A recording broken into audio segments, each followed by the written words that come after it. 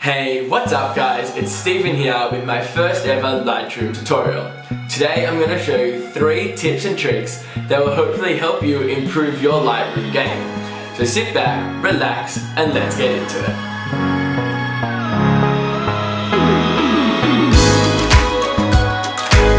Okay, so let's get into it with tip number 1, changing the background color. So we're going to have a quick look at the background colors in your photos. So for example, at the moment we have it set on medium gray, but if you just right click, you can change it to any of these other options. Let's for example change it to white. So now you can see the background is white and the photo looks completely different. So say you want to print it and you want to put it on the wall, this now gives you a good example of what it will look like with a white background.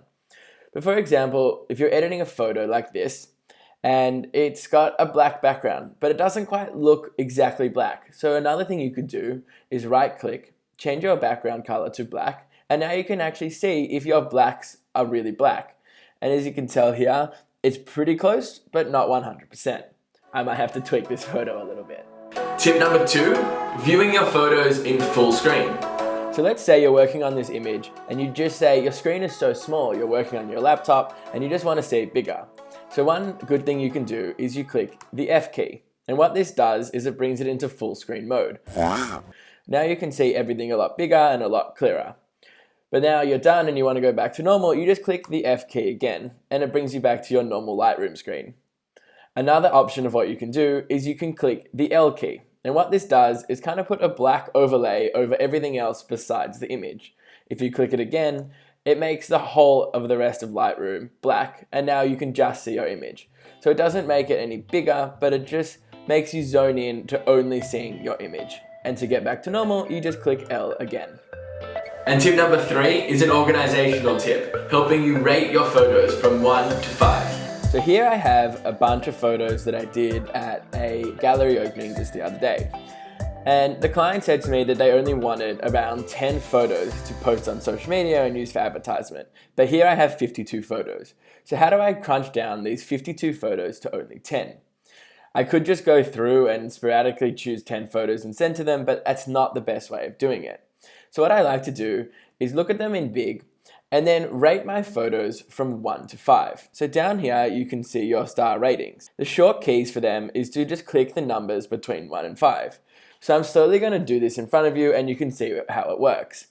So here I'm going to click 1, I really like this photo, 1, I don't love this photo, I like this one, 1, don't love this one. So if I don't love it, I just don't click 1, which will keep it at a 0-star rating.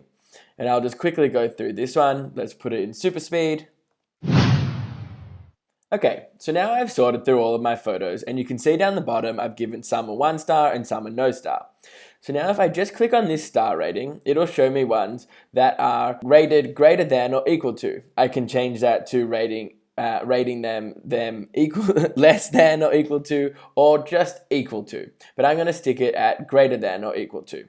And now I can go through all of these photos and I'm now left with 42 of 52, but I need to get it down to 10.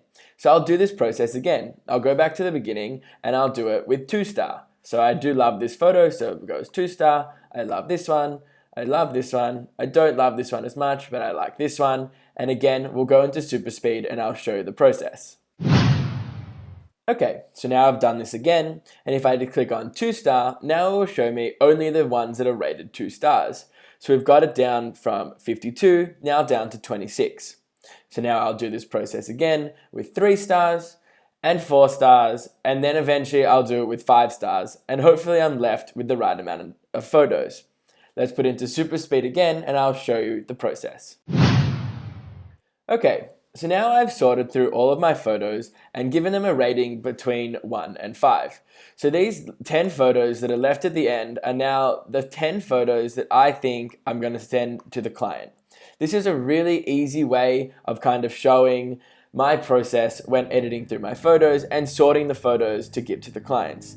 The other reason this is good is not only for the clients, but I've now taken this down from 52 photos to 10, and you can do the same process when they're unedited and unsorted, and say you've got 400 photos and you've just got way too many, and you can use the same system to see which ones are your best 50 or 30 that you are then going to edit to then send to the client.